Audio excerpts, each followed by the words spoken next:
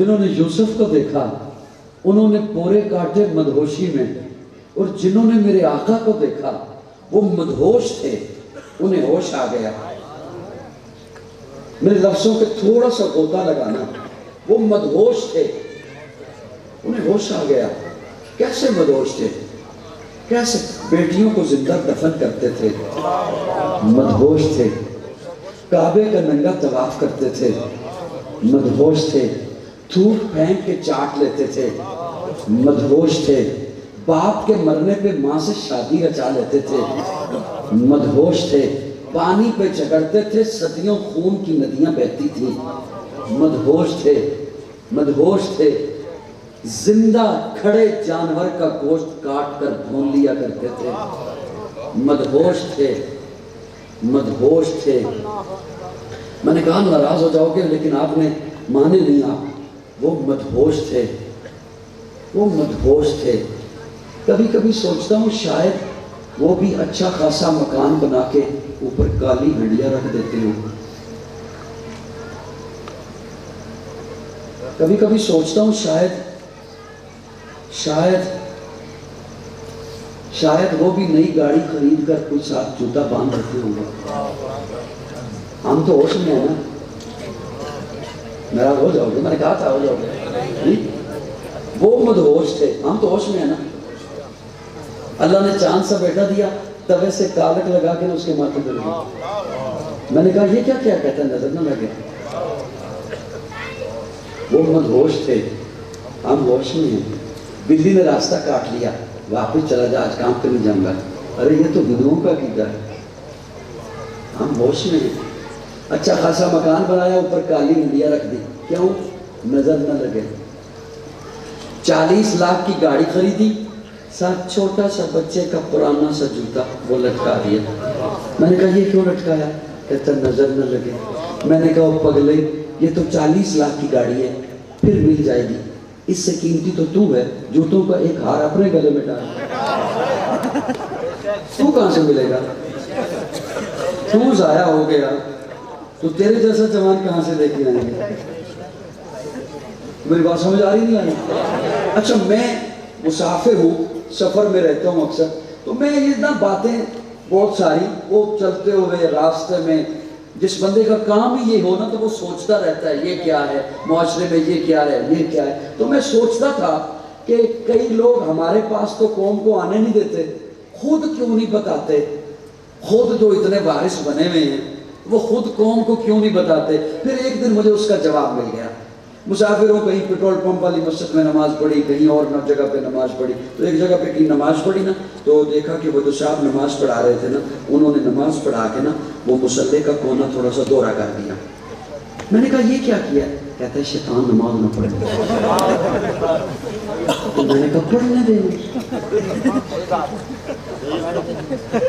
میں نے کہا پڑھنے دیں اسے۔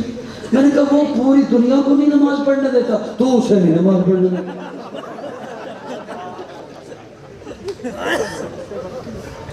وہ پوری دنیا کو نہیں نماز پڑھنے دیتا اور تو اسے نہیں نماز پڑھنے دیتا۔ اچھا وہ اس نے تیرے مصلی پہ پڑھنی ہو، کسی سے وہ بھی نہیں پڑھ سکتا۔ اس دن مجھے بات سمجھ آئی کہ انہوں نے قوم کو کیا بتانا ہے، ان کی اپنی بیچاروں کی یہ حالت ہے۔ میراث میں آئی ہے انہیں مسند ارشاد، زاغوں کے تصرف میں عقابوں کے نشے میں۔ انہوں نے قوم کو کیا بتانا ہے؟ وہ جنہوں نے میرے آقا کو دیکھا وہ مدہوش تھے، انہیں ہوش آ گیا، اور ہوش پھر ایسا آیا کہ بستیاں آئیں کراس کر گئے، شہر آئے کراس کر گئے، سامنے جنگل آ گیا، جنگل کے کنارے پہ کھڑے ہو کے للکارا، اور جنگل کے درندوں جنگل خالی کر دو، محمد کو غلام آ رہا ہے۔ اللہ نے انہیں پھر وہ قوت عطا کی، جنگل کراس کر گئے، سامنے دریا آ گیا، گھوڑے کی لگامیں کھینچی، گھوڑے کی اگلی ٹانگیں دریا میں رکھ دی، ایسا انہیں ہوش آیا کہ پھر دریا بھی انہیں نہیں دبوتا۔ اسی لیے تو نصیر الدین نصیر بول اٹھے، کشتیاں ساحل پہ اپنی جو لگائے ہوئے ہیں، کیا وہ ڈوبے جو محمد پہ گرائے ہوئے ہیں۔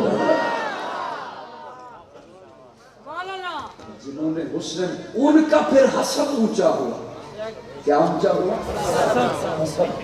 اب توجہ رکھنا، میں بات کو سمیٹ رہا ہوں کیونکہ حضرت خطیب اہل سنت تشریف لا چکے، میرے بڑے بھائی محترم مولانا محمد خان پٹھان، محمد خان پٹھان.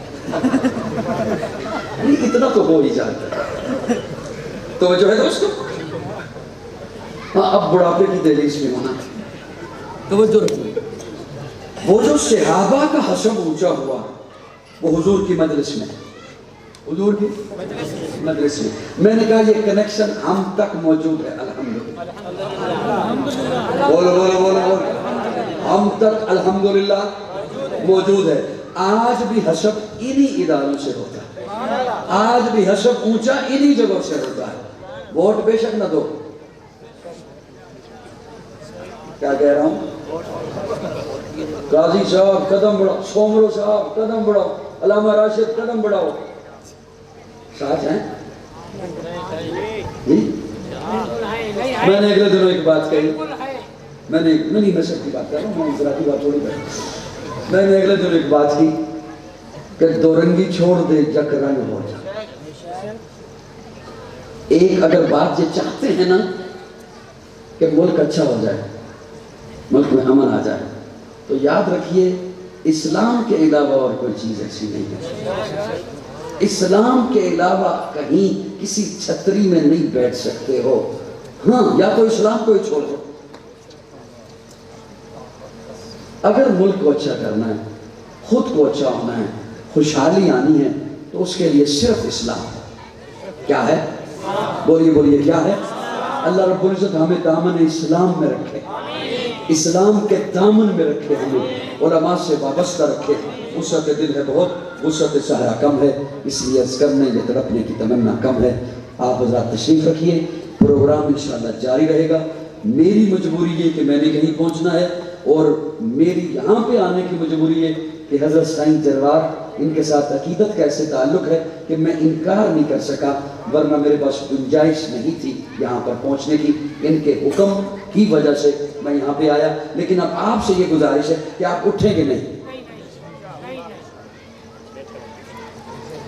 بیٹھیں گے؟ بولو تو صحیح یار. بیٹھیں گے انشاءاللہ آخر. اور ویسے بھی جروار صاحب نے اعلان کر دیا ہے کہ آپ کے لیے کھانا ہے. اب ہے یا نہیں وہ میں نہیں جانتا.